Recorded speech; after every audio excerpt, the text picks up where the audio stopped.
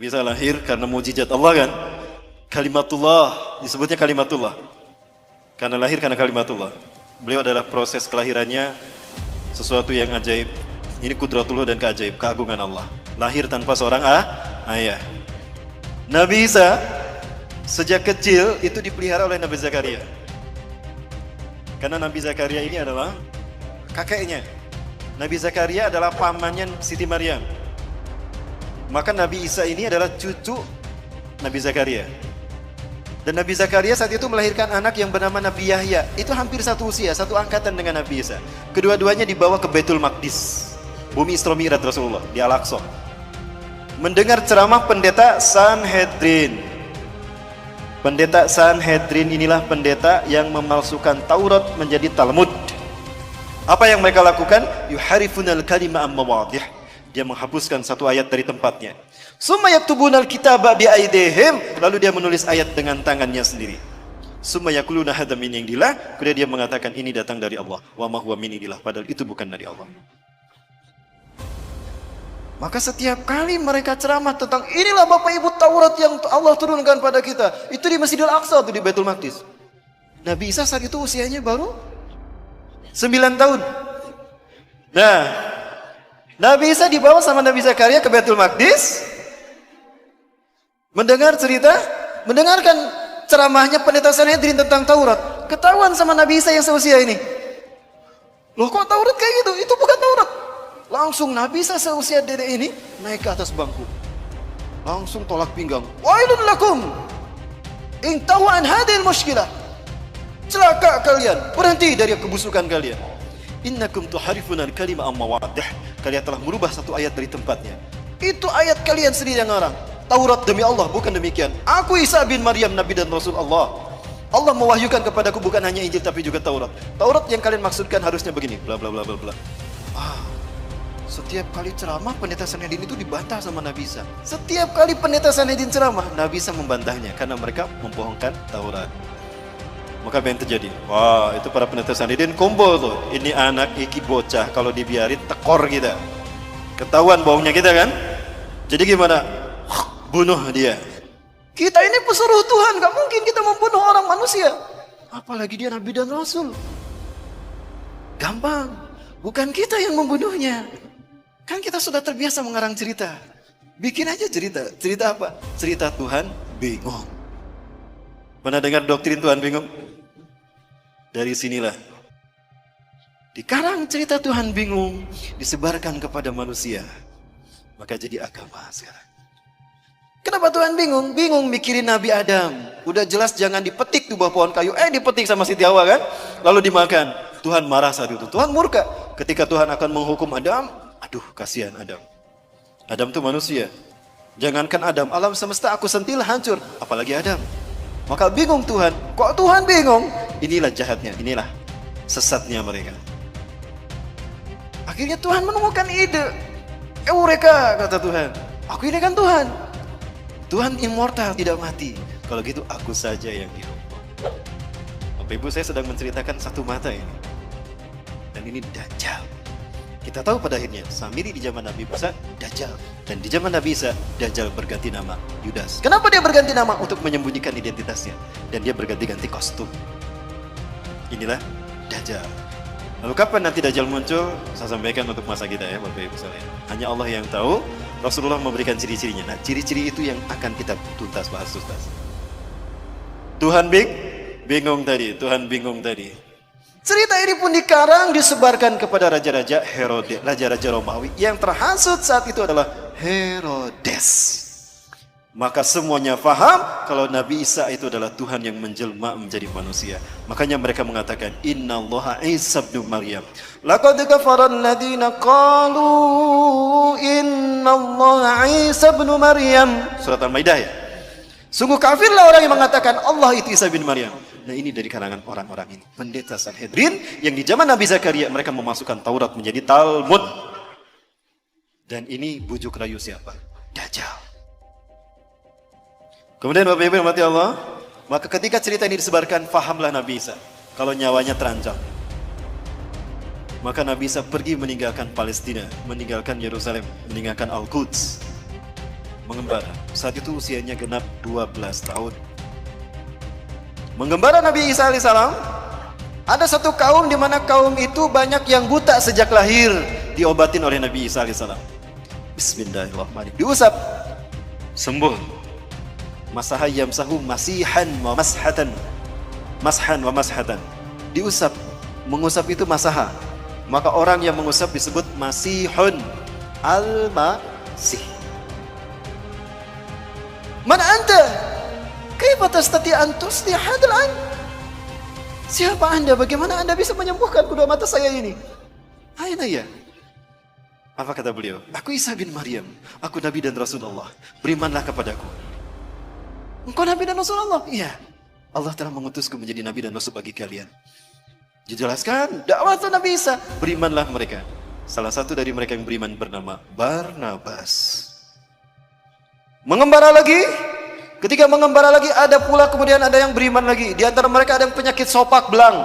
Diusap oleh Nabi Isa. Bismillah dengan kodrat Allah. Dengan izin Allah sembuh tuh. Bismillahirrahmanirrahim. Masaha yamsahu diusap. Sembuh. Siapa Anda? Kenapa Anda bisa menyembuhkan? Demi Tuhan, bukan manusia yang bisa menyembuhkan ini. Aku manusia. Aku Isa bin Maryam. Hati-hati. Aku Isa bin Maryam, Nabi dan Rasul kalian. Dakwah mereka. Didakwahi mereka sama Nabi Isa, berimanlah mereka. Salah satu di antara mereka bernama Yakobus. Terus berdakwah tuh kemana-mana. Di antara mereka beriman semua. Kemudian ada 12 orang. Ada 12 orang yang kemudian menjadi murid Nabi Isa alaihissalam. Kemanapun Nabi Isa pergi, mereka menemaninya. Itulah yang kita kenal dengan sebutan Hawariyun. 12 orang. Ini Bapak Ibu sejarah Nabi Isa. Nah, Dajjal masuk ke tengah-tengah Hawariyun.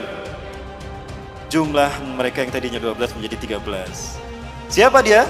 Yudas Iskariot. Dajjal dia Bapak Ibu. Hati-hati kalian.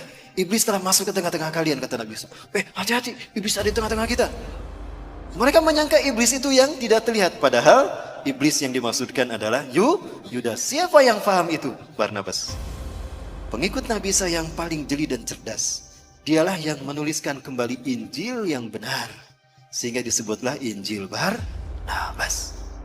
Yang kemudian dituliskan kembali oleh Ashabul Kahfi. Siapa yang menulisnya Ashabul Kahfi? Pimpinan Ashabul Kahfi, Maximilianus. Bapak Ibu yang dirahmati Allah, terungkap semua misteri ini kan? Semua fitnah sejak zaman Nabi Musa sampai Nabi Isa. Nanti kita bedah di masa fitnah di zaman kita. Di zaman Nabi Muhammad ada sosok yang diduga Dajjal. Dia bernama Ibnu Soyad. Ciri-cirinya mirip Dajjal, tapi ternyata dia bukan Dajjal. Ya. Rasulullah belum pernah bertemu Dajjal. Yang pernah bertemu dengan Dajjal adalah Tamim Ad-Dari, seorang sahabat dari Persia, sekampung dengan Salman Al-Farisi.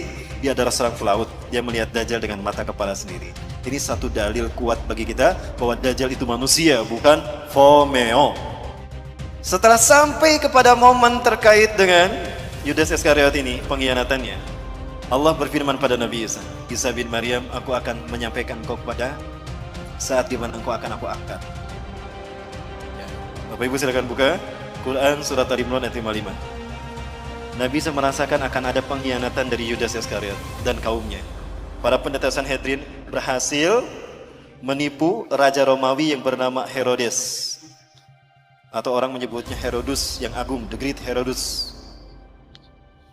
Maka saat itu Herodus dan pasukan Romawi datang mencari-cari Nabi Isa untuk menangkap Nabi Isa dan menyalib Nabi Isa alaihissalam. Allah wahyukan itu pada Nabi Isa. Maka Nabi Isa memahami itu, kemudian Nabi Isa berfirman. Ada dalam Quran surat As-Saff.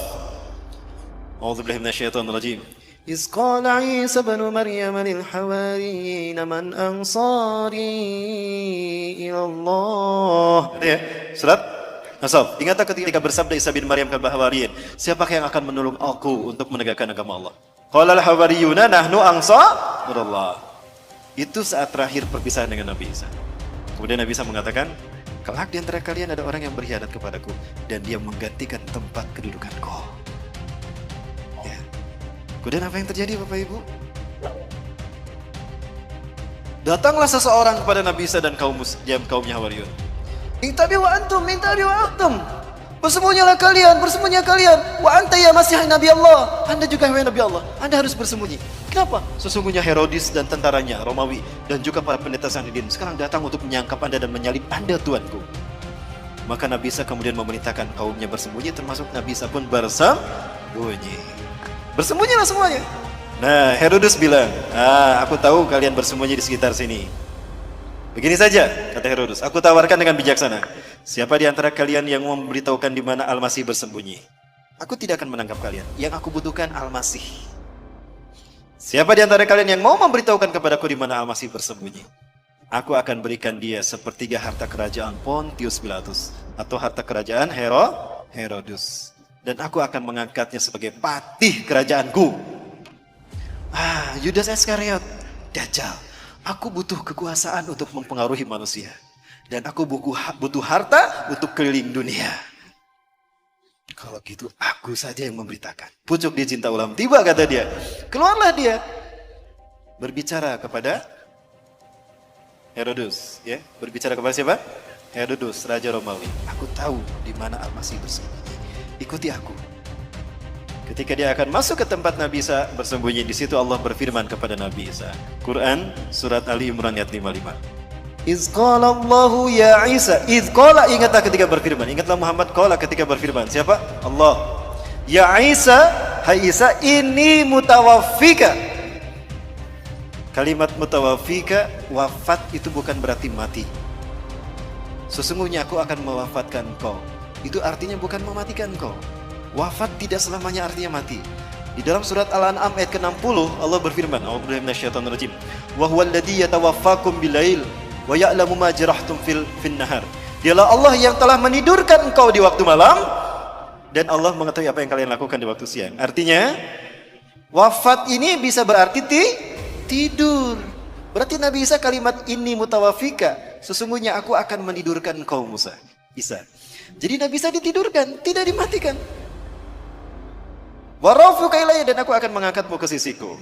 Artinya Nabi Isa diangkat dengan fisiknya. Wa mutahhiruka minal ladzina kafaru, dan aku akan membersihkan namamu dari orang-orang kafir. Yang bergelar Al-Masih itu bukan Dajjal, tapi Nabi Isa alaihi salam. Allah tunjukkan nanti, makanya Allah turunkan siapa sesungguhnya yang bergelar Al-Masih dan siapa sebetulnya menebar fitnah atas nama Isa bin Maryam. Maka Nabi Isa diturunkan untuk membunuh Dajjal. Di mana Nabi Isa akan membunuh Dajjal? Di Aleppo, Suriah, Damaskus. Di Masjid Umawi, masjid yang bermenara putih. Saat itu kaum muslimin akan melaksanakan salat subuh berjamaah. Ketika itu qomat sudah dikumandangkan. Wa imamukum al-Mahdi, imam kalian al-Mahdi, kata Rasulullah. Ini ada dalam Syarah Sahih Muslim, Syarah Syekh An-Nawawi. Kata Imam Mahdi, "Stawu subuhakum tarasuata dulu. Luruskan, rapatkan saf kalian." Ketika sedang meluruskan saf, maka fanazala Isa bin Maryam. Turunlah Isa bin Maryam. Memegang sayap dua malaikat ala janahain malakain.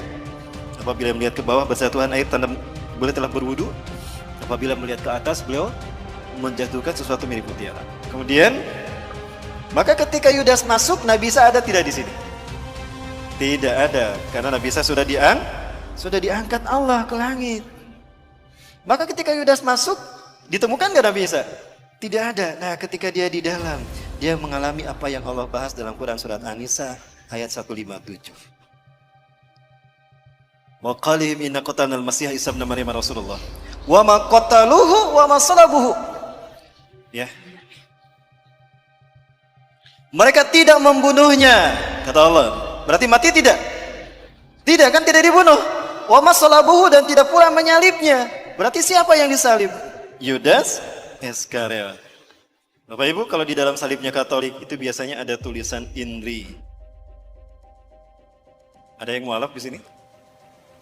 Ya, ada tulisan INRI. Ini pakai huruf Y. Kalau ditanyakan pada orang-orang non muslim itu, apa arti kata INRI? Saya pernah melakukan. Bertanya kepada seseorang yang mualaf, saya punya jamaah, sahabat, dia sudah masuk Islam.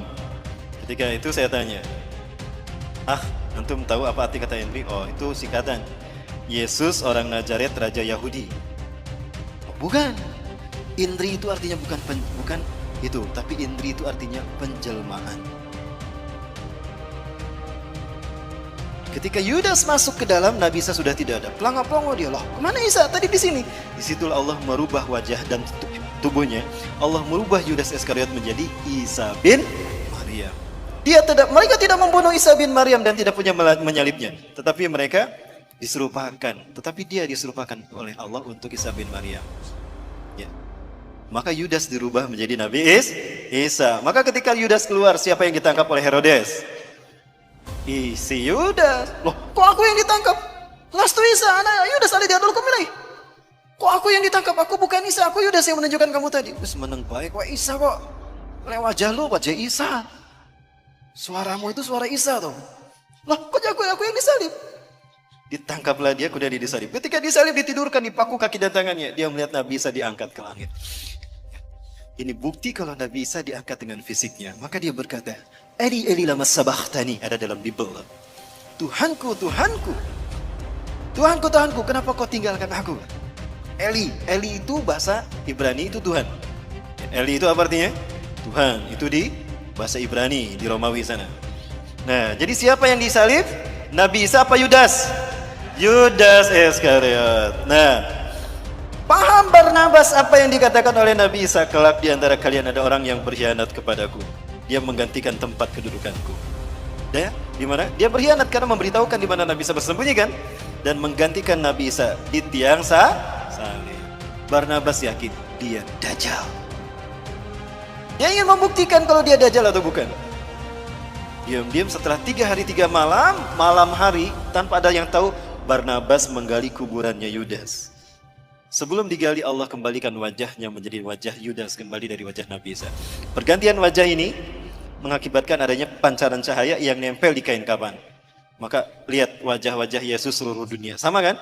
Itu dari sumbernya dari kain kafan. Wajah Nabi Isa dikembalikan kepada wajah Yudas, itu menembakkan ke kain kafan, ya. Maka darahnya itu nempel di kain kafan. Ya. The Sword from Turin. Sampai sekarang masih ada kain kafannya, saya pernah melihat itu. Sekarang ada di Italia. Ya, di Turin, Italia. Itulah kenapa wajah Yesus seluruh dunia sama. Ya. Ketika digali, apa yang terjadi? Masih hidup. Sebelum dikubur, saya ingin menyampaikan sesuatu terkait dengan Dajjal. Kalau Yudas ini adalah Dajjal. Kenapa saya meyakini kalau Yudas Iskariot adalah Dajjal? Hadis Rasulullah SAW. Tidaklah Allah mengutus seorang nabi pun sejak Allah menciptakan langit dan bumi, menciptakan Adam sampai hari kiamat, melainkan ada satu fitnah yang terburuk, fitnah Dajjal. Sebagaimana para nabi mengingatkan kaumnya tentang Dajjal, dan sebagaimana Nuh mengingatkan kaumnya tentang Dajjal, hati-hati dengan fitnah Dajjal. Hari ini akan aku katakan kepada kalian, sa'aqulu lakum ma lam yaqulhu min qabl. Aku akan mengatakan kepada kalian sesuatu yang para nabi dan rasul belum mengatakannya. Apa itu? Innahu a'war wallahu laisa bi'awar. Sesungguhnya dia a'war. Banyak yang menerjemahkan buta. Menurut saya a'war bukan sekedar buta. Ada orang yang matanya normal tapi tidak melihat. Disebutnya apa? Buta kan? Tapi matanya normal. Kalau ini bukan a'war, itu bukan buta. Lihat hadis yang lainnya. Ka'anna ainuhu ainabah. Seolah-olah matanya itu seperti anggur yang menonjol, hitam semua. Artinya pecak. Jadi bukan buta, tapi pecak. Pertanyaannya, kenapa cuma Rasulullah yang memberitahukan kalau dia itu pecak sebelah mata kanannya? Karena peristiwanya terjadi setelah Nabi Isa diangkat. Apa itu? Setelah si Yudas Iskariot disalib, dia diarak ke Bukit Golgota. Nah, diarak dia ke Bukit Golgota, Bukit Tengkorak. Ketika diarak, Herodes memegang pedang di tangan kanannya. Old Testament perjanjian lama di tangan kirinya. Itu pedang ditusuk-tusukan ke tubuh Yudas Iskariot. Ketika pedang tadi menusuk tubuhnya, bercucuran darah, Bapak Ibu. Ketika darah bercucuran, para pendeta Sanhedrin dan tentara Romawi berebut darah tersebut. Diminum. Itu rukun ke-5 agama Kristen. Ekaristi Holy Water. Rukun meminum air suci. Kenapa mereka meminum darah itu? Karena mereka meyakini kalau ada bagian tubuh Yesus bercampur dalam tubuh mereka, mereka tidak akan pernah masuk neraka. Mereka akan masuk surga. Jika ada tubuh Yesus bersatu dengan mereka, maka darah mereka diminum. Itu menjadi rukun kelima agama Kristen. Ekaristi Holy Water. Kalau Bapak Ibu masuk ke dalam gereja, ada patung Bunda Maria atau patung Yesus, di depannya ada seloki, ada air warna merah darah. Banyak tuh pedang yang menusuk tubuhnya, dagingnya terkelupas, darah dagingnya diambil dimakan. Rukun ketiga agama Kristen, Ekaristikus di Kudus. Selesai kebaktian, mereka berbaris untuk keluar, pastor pegang nampan di depannya kan, bagi-bagi kue kecil. Nah, salah satu tusukan pedang itu menusuk mata kanan Yudas Iskariot. Inilah yang Rasulullah katakan, hari ini aku akan beritakan pada kalian sesuatu tentang Dajjal yang para nabi belum memberitahukannya, yaitu pecak sebelah mata kanannya, dan Allah tidak pecak. Kenapa cuma Rasul yang memberitahukan? Karena hilangnya mata kanan Dajjal, rusaknya mata kanan Dajjal terjadi setelah Nabi Isa diangkat. Jadi siapa yang memberitahukan kepada umat manusia? Berikutnya, Nabi Muhammad SAW. Jadi siapa yang disalib? Yudas atau alias Dajjal. Orang Kristen pun yakin dia akan turun.